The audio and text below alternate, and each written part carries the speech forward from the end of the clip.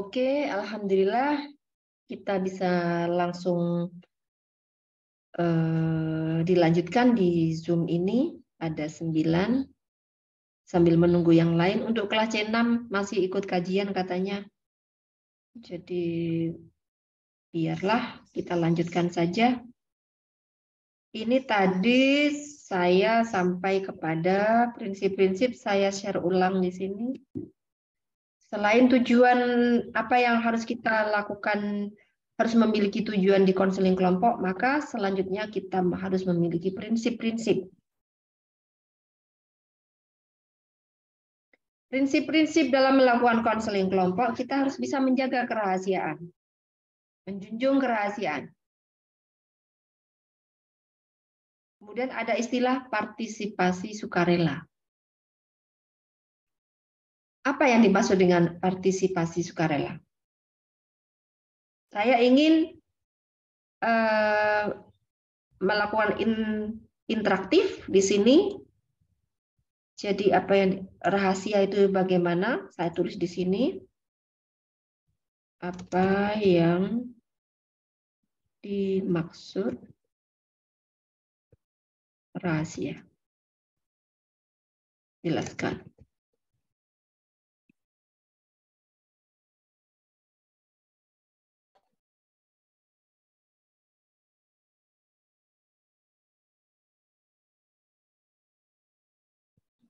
Dijawab di chat juga atau gimana, Bu?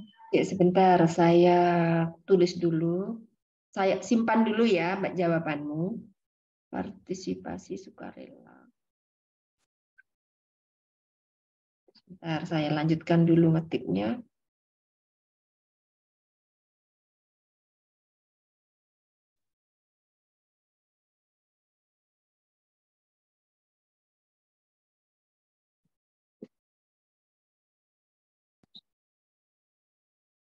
Apa yang dimaksud partisipasi sukarela?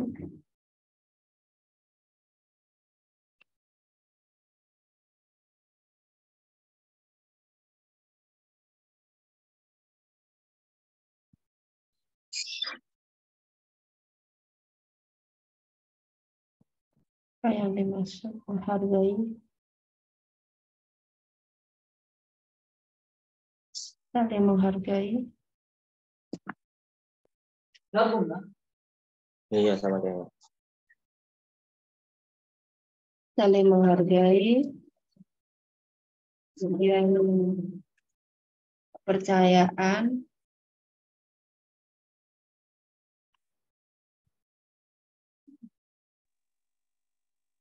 Assalamualaikum, Bu. Waalaikumsalam warahmatullahi. Pandu bisa ikut? Kelasmu mana? Apa bisa masuk semua? Teman-teman,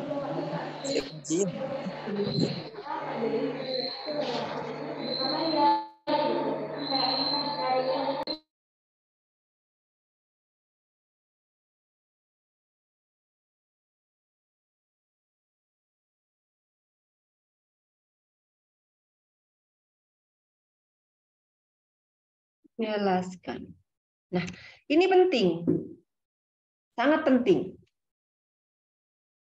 Dalam kita menjalin dengan klien, kita seorang konselor, kita yang pertama adalah menjaga kerahasiaan. Bagaimana kita harus menjaga kerahasiaan. Kemudian kita memiliki partisipasi sukarela. Kemudian selanjutnya saling menghargai, memiliki kepercayaan, memiliki pengalaman yang saling dibagikan. Kemudian ada dukungan. Kemudian ada pengambilan keputusan yang partisipatif. Nah, ini harus kita tanamkan bersama. Dalam konseling kelompok itu ada terjadi apa? Terjadi muncul tenggelam tentang akan hal ini. Nah, ini harus kuat menjadi seorang konselor, harus bisa memahami prinsip-prinsip ini. Tujuan tadi sudah jelas, kemudian selanjutnya kita harus berpegang teguh kepada prinsip-prinsip ini. Makanya ini menjadi tugas kalian, bisa disebutkan di sini, bisa diketik atau dimasukkan ke Google Drive masing-masing, boleh, sebagai tugas individu boleh, atau disampaikan di sini, terserah kalian. Yang penting kalian harus bisa memahami ini, prinsip-prinsip dalam melakukan konseling kelompok. Pilih mana? Sebentar, ini materi masih banyak.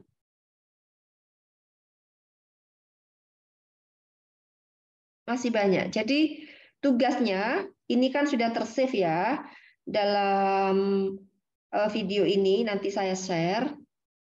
Kemudian sebaiknya ini kan sudah disimpan, kita lanjutkan aja materi selanjutnya.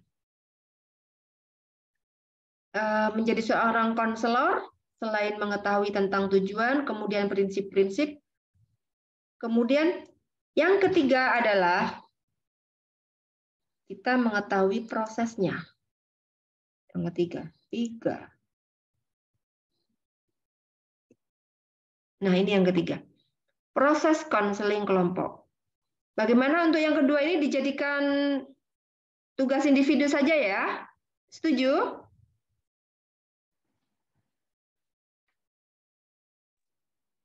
Iya, Bu. Ya, oke. Jadi bisa saya lanjutkan materinya. Untuk tugas-tugas begini kan bisa sekalian browsing sendiri. Nanti tugasnya diupload sebagai tugas individu, dibantu oleh ketua kelompok, ketua kelas. Ketua kelas masih punya Google Drive saya?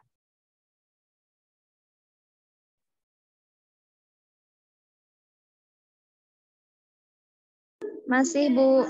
Oke, ya sudah. Pokoknya sudah ada Google Drive saya, nanti ditulis mata kuliah ini, tugasnya ini, kemudian nama-nama dari masing-masing mahasiswa dijadikan satu folder, upload di Google Drive. Jadi bisa saya lihat di sana satu persatu. Oke, sekarang kita lanjutkan tentang persiapan kita melakukan konseling kelompok. Itu yang ketiga adalah proses konseling kelompok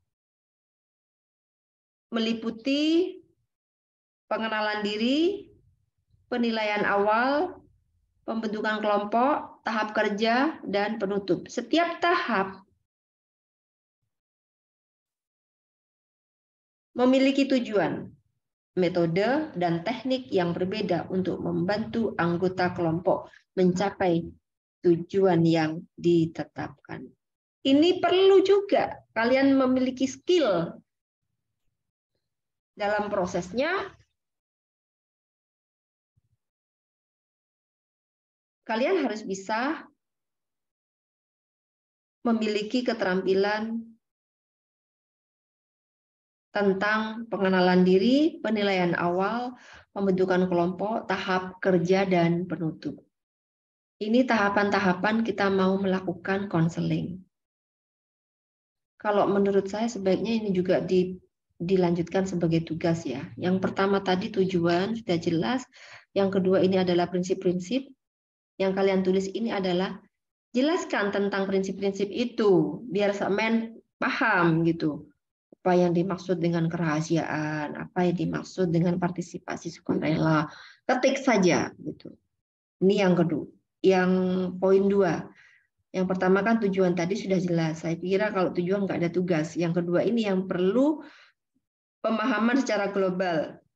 Kalian harus bisa memahami itu. Jadi harus membuat secara pribadi, secara individu untuk melakukan tugas-tugas ini selanjutnya. Yang ketiga ini adalah membuat tentang saat prosesnya. Apa saja yang dilakukan saat proses? Yang pertama itu adalah pengenalan diri. Kemudian apa yang dilakukan dalam pengenalan diri? Nah, ini ada tahapnya lagi. Tahap dalam pengenalan diri juga terdapat tahapan-tahapan lagi. Apa tujuannya dari pengenalan diri? Apa metode dari pengenalan diri?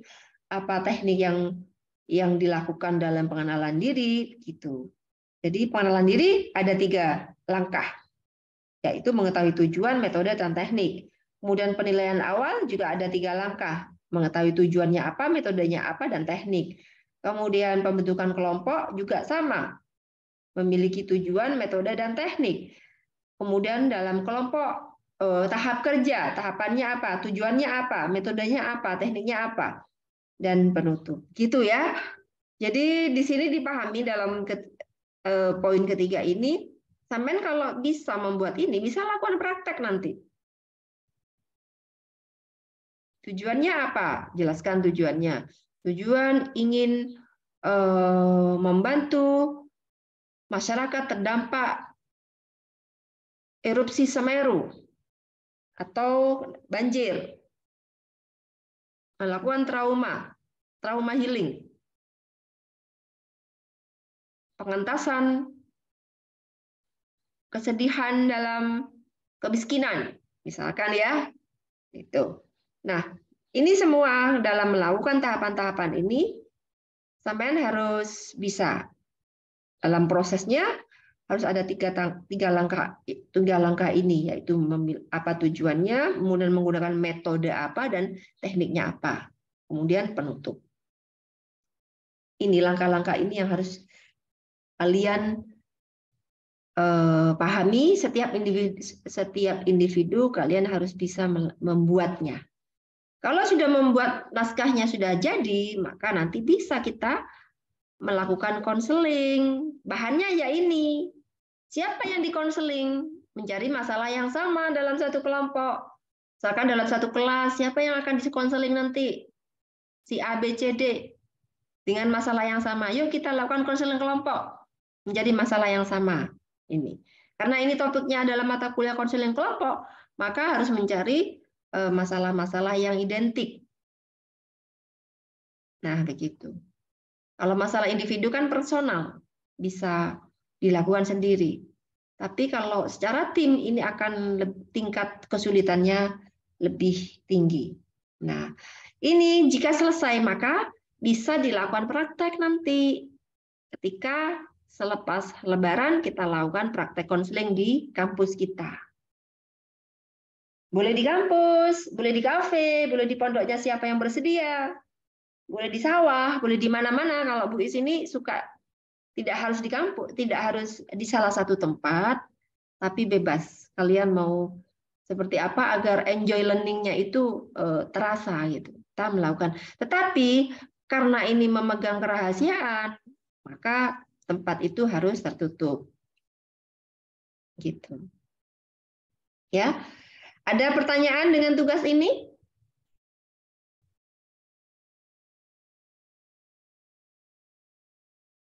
Sudah paham semuanya? Berarti kita fokus ke nomor 2 tadi itu ya Bu, yang tugasnya ya Bu. Fokusnya ya semua. Nomor 1 kan memiliki tujuan. Tujuannya apa? Misalkan temanya itu ingin menyelesaikan atau membantu masyarakat dari bencana alam. Ya, 1. Itu kan sudah otomatis dibuat toh. Dan yang kedua yang harus dikembangkan ini sementara ini kan biar kalian memahami itu yang kedua ini adalah bagaimana yang dimaksud kerahasiaan. Rahasia adalah bla bla bla. Yang dimaksud dengan partisipasi sukarela itu apa? Nah, ini mencari pengetahuan agar kalian tahu tentang apa yang dimaksud ini di poin kedua ini. Dan yang ketiga, itu sama proses konselingnya. Prosesnya seperti apa?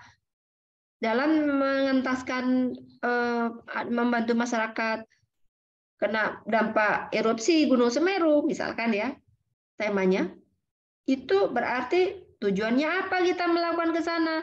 Metodenya apa? Tekniknya apa? Nah, begitu. Itu bebas. Ya, terserah kalian. Kalau nanti ini sudah selesai, maka nanti kita akan melakukan praktek di kampus atau di mana, begitu. Gitu, Yunus. Jadi ada keterkaitannya. Oke. Oke, ada pertanyaan lagi?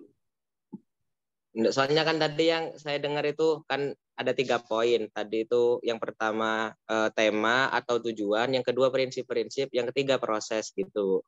Iya, Yunus kan masuknya terlambat ya. Oh iya Bu, mohon maaf. Baru gabung soalnya Bu. Iya, ini kan sudah 2 Zoom ini Yunus. Iya, enggak apa-apa, saya maklumi. Oke Bu. Oke. Oke Oke, Bu. ya, saya Terima lanjutkan kasih, Bu. dulu. Ya, oke. Saya lanjutkan lagi. Selanjutnya, setelah kita mengetahui bagaimana tujuan, kemudian bagaimana prinsip-prinsip, kemudian seperti apa prosesnya, baru kita yang keempat ini adalah kita mengetahui manfaat dari konseling kelompok. Apa manfaatnya dari konseling kelompok itu? Memberikan manfaat bagi anggota kelompok dalam hal peningkatan keterampilan interpersonal. Bagaimana sih keterampilan interpersonal itu? Nah, saran saya tadi supaya sekaligus bisa memahami, kalian bisa melakukan keterampilan personal, keterampilan interpersonal, dan keterampilan impersonal. Nah, seperti sekarang ini, saya tahu apa yang kalian lakukan di sana. Saya bisa merasakan di sini. Ini makna dari impersonal. Biasanya impersonal itu dilakukan dalam pembelajaran online.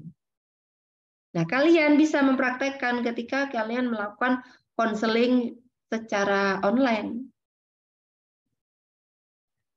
Nah, manfaat dari konseling online itu kita bisa melatih keterampilan interpersonal.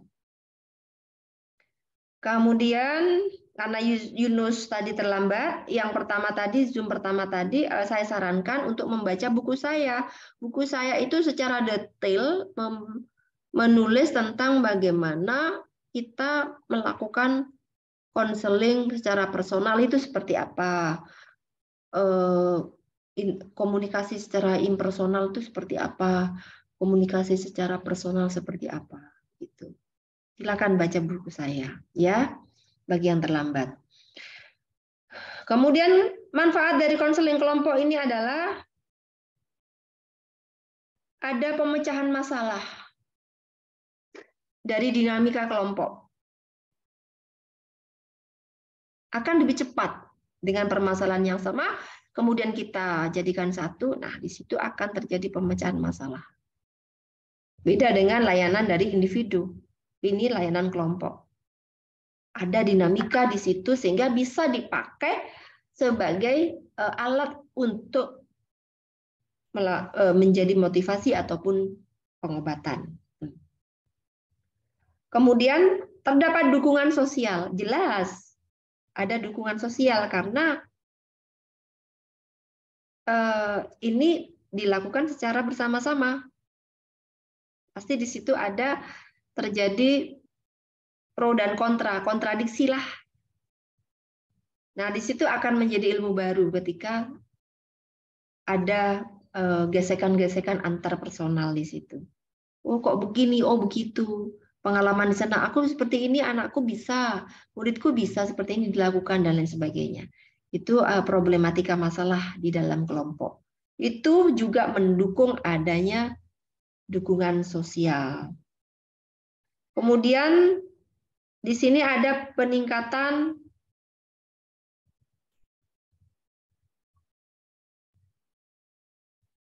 wah biasa ya kalau online itu ada sponsor-sponsor. Oke. Sampai di mana tadi? Peningkatan harga diri. Di situ akan mengikat diri kita menjadi seorang yang tampak akan harga diri kita di depan sesama klien, di depan konselor gitu. Itu akan membentuk ke sana. Kemudian terjadi pengembangan hubungan yang lebih baik. Secara sosial jelas ada hubungan yang baik antar klien dan dengan konselor maupun dengan klien. Kemudian meningkatkan kemampuan mengatasi masalah pribadi atau sosial. Otomatis masalah sosial itu teratasi, maka maka masalah pribadi akan ikut. Tapi tidak semuanya masalah pribadi akan terselesaikan dalam konseling kelompok. Tergantung dari masalahnya masing-masing. Oke, ada pertanyaan?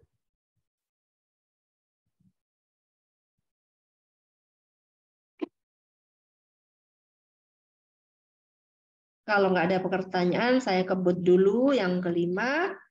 Tahapan berikutnya adalah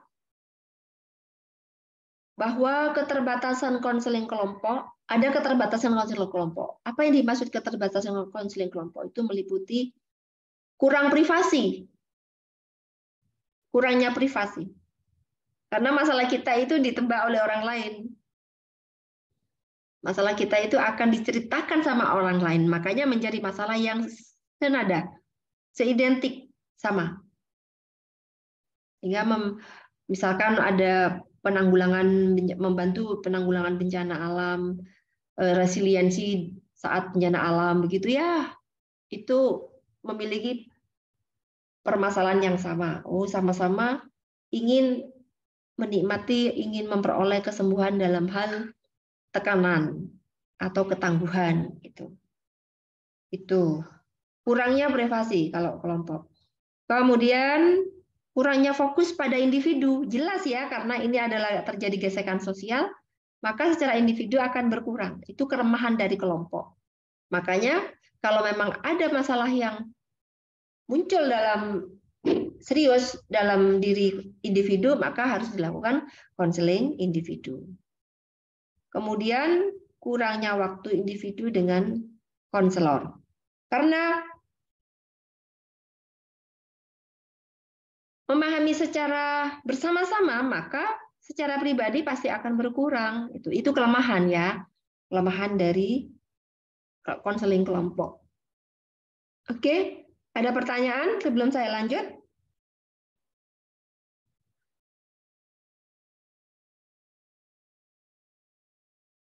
Kalau nggak ada pertanyaan, maka saya lanjutkan ke tahap yang ke-6, yaitu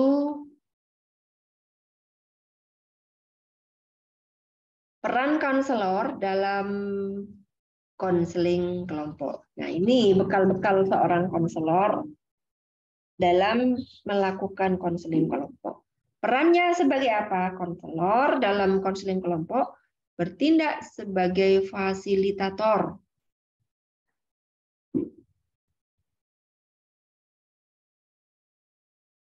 Apa yang dimaksud fasilitator? Yang memfasilitasi.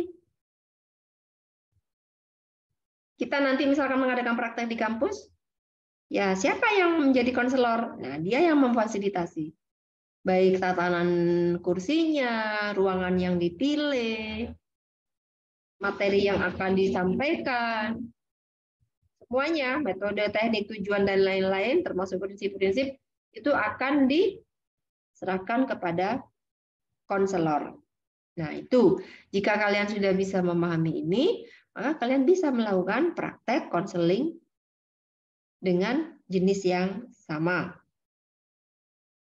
sebagai fasilitator. Kemudian memfasilitasi interaksi antar anggota kelompok. Karena sebagai fasilitator, maka seorang konselor itu akan menjadi tulang punggung, semacam moderator begitu ya. Dia memfasilitasi, menghimpun semua persoalan-persoalan yang akan diselesaikan oleh si kelompok. Nah, itu tugas dari konselor. Kemudian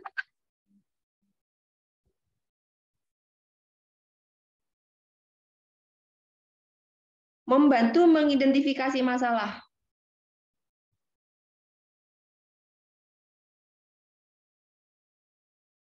Apa saja yang akan dilakukan oleh fasilitator, oleh seorang konselor kepada klien yang memiliki permasalahan yang ingin diselesaikan. Dia dapat mengidentifikasi, oh permasalahan yang sama itu adalah di sini. Jadi nanti kita konseling bareng ya. Oh, ini beda ini, masalahnya ini. Maka nanti metodenya ini, tekniknya ini, jadi beda. Jadi tolong nanti nggak usah masuk ya ketika melakukan konseling kelompok. Berarti kita lakukan konseling individu. Atau nanti menghimpun teman-teman yang punya masalah yang sama dengan kamu. Maka nanti akan melakukan konseling bareng di ruang yang berbeda. Di desain yang berbeda, di masalah yang beda, metode beda, teknik beda, dan tujuan beda. Itu harus memiliki skill, bisa mengidentifikasi masalah dari klien. Kemudian selanjutnya bisa memberi fasilitasi pembuatan keputusan. Dari sekian permasalahan yang sudah teridentifikasi, maka seorang konselor itu bisa memberikan, oh, kalau masalah ini maka menggunakan ini, metodenya ini, tekniknya ini. Kalau masalah ini menggunakan A, B, C. Itu ada sebuah keputusan konselor, kecerdikan dari seorang konselor, kefasihan dari seorang konselor dalam memahami fakta-fakta dalam masalah tersebut. Misalkan terjadi kekeliruan, maka akan ada konseling lanjutan. Nah, ini adalah keputusan dari konselor. Konselor bisa mengagendakan, oh ternyata teknik ini dan metode ini kurang pas ya di klien yang ini. Nah, bisa segera disampaikan, mohon maaf, untuk selanjutnya kita lakukan konseling lagi.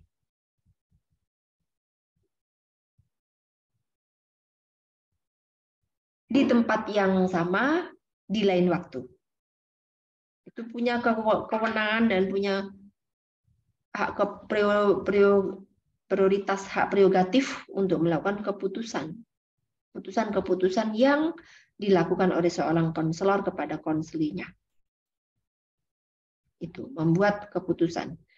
Dan selanjutnya adalah memotivasi anggota kelompok untuk mencapai tujuan mereka. Nah, ini sudah jelas. Motivasi, kalimat positif, kalimat mendorong, kalimat yang bisa meningkatkan gairah, kalimat yang bisa memberikan wawasan luas, kalimat yang bisa memperkuat kepercayaan, kalimat yang bisa menenangkan pikiran dari seorang konseling. Itu adalah motivasi dari konselor. Itu harus disampaikan agar konseling itu bisa menerima dan percaya kepada keputusan kita. Jadi, apakah konselor ada kelirunya? Ya, namanya manusia. Makanya kita harus berhati-hati dalam menangani ini. Ya, kita akan menjadi fatal juga seperti eksperimennya orang eksata. Kalau eksata itu eksperimennya misalkan percampuran warna dari warna lain ke warna lain, itu jelas sudah kelihatan secara eksperimen kelihatan. Tapi kalau manusia itu bedanya. Manusia itu harus ada tahap satu, tahap berikutnya. Nanti bagaimana alat ukurnya? Maka kita membuat alat ukur yang relevan dalam mengukur apakah berhasil atau tidak. Kita bisa melakukan wawancara, observasi, ataupun penyebaran angket. Tuh. Masih banyak hal yang harus kita lakukan. Kalau peneliti eksata, itu ketika sudah ditemukan antara ingin menjadi ini dan itu, akhirnya dilakukan eksperimen, dan satu kali sudah jadi. Jika gagal, maka skill-nya mungkin yang perlu dilatih. Tapi kalau sosial, humaniora seperti kita mencetak manusia, pengembangan manusia itu berbeda-beda. Kita harus memahami tugas-tugas perkembangan, kita harus memahami dasar-dasar budaya mereka, karakter mereka. Itu sebagai faktor dominan, faktor luas yang harus kita kuasai. dalam memberi motivasi kepada klien itu kelihatannya mudah, tetapi dia akan tertanam dalam pikirannya bahwa kepercayaan saya saat ini ada di dalam tangan seorang konselor. Gitu informasi dari saya kali ini, kuliah pagi ini, materi saya dan tugas saya secara individu membuat itu. Jika tugasnya sudah selesai, maka kita mencari masalah sendiri-sendiri masing-masing, kemudian kita lakukan konseling kelompok di kampus nanti setelah Lebaran. Khusus pertemuan ini langsung dibuatkan karena ini tugasnya lumayan banyak dan ini adalah tugas individu. Mulai sekarang bisa dibuat, kemudian kapan dikumpulkan? Ya dikumpulkan setelah selesai. Sampai kapan? Maka bahan ini akan kita pakai pada saat ini setelah Lebaran ya. Kalau ini sekarang dalam puasa kita enjoy belajar di rumah dulu, di rumah masing-masing, di tempat kalian masing-masing, gitu. Ada yang kurang jelas? Insya Allah jelas, Bu. Alhamdulillah. Jika sudah jelas, maka sambil menghabiskan waktu ini, tidak ada Zoom yang ketiga, Zoom yang kedua saja. Nanti akan saya kirim, saya simpan di YouTube aja, biar tidak bertumpuk di laptop saya.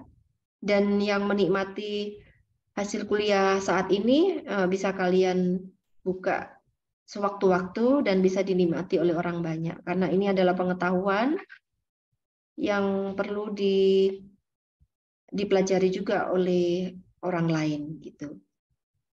Insya Allah saya akan share ke YouTube. Nanti kalian bisa pelajari ulang termasuk tugas-tugasnya bisa dilihat. Karena di situ terekam semuanya. Baik, mungkin ada pertanyaan lain, silakan. Terkait tugas ataupun terkait materi yang kurang paham? Bu, materi tugasnya, Bu. Ya, silakan. Gimana, Bu? Lupa, Bu. Gimana caranya yang mau membuat tugas itu? Nanti semua tugas saya mulai dari awal sampai ini ditulisin tanggal ya, tulis tanggal, terus semua mahasiswa dimasukkan ke satu file, kemudian ketua kelas menghimpun dalam satu folder, diupload di Google Drive saya.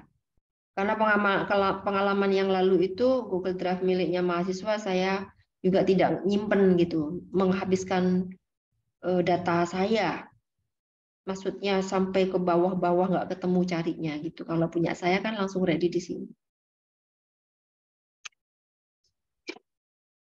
Untuk masalah tugas bisa kalian baca lagi di Zoom pertama dan Zoom kedua. Itu semuanya lengkap. Ini sudah ada peringatan dari Zoom bahwa tinggal 10 menit lagi itu sudah berlalu. Mungkin sebentar lagi kita akan mengakhiri. Ada lagi? Kalau masalah tugas itu bisa diulang lagi, nanti ada videonya. Ada lagi pertanyaan lain?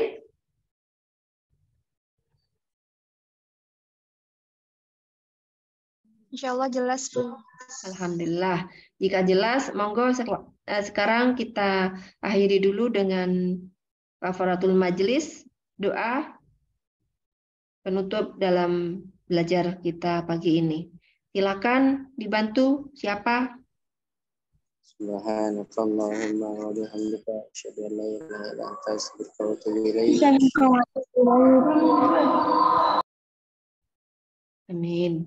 Terima kasih. Mohon maaf dari saya. Puasa-puasa kita tetap menjalankan tugas. Mudah-mudahan niat baik kita dilipat gandakan Allah, dimudahkan segala urusan, dan puasa kita diterima, dilipat gandakan pahalanya. Amin. Kita ketemu lagi minggu depan. Baik, dari saya. Wabillahi taufiq wal hidayah. Wassalamualaikum warahmatullahi wabarakatuh. Waalaikumsalam warahmatullahi wabarakatuh. Ya, sama-sama. Langsung saya close ya. Ya Bu, makasih Bu Is. Ya, sama-sama, Pandu. Sehat selalu semuanya ya. Selamat menunaikan Iya. ibadah puasa. Ya. Oke Bu, makasih banyak. Ya, sama-sama.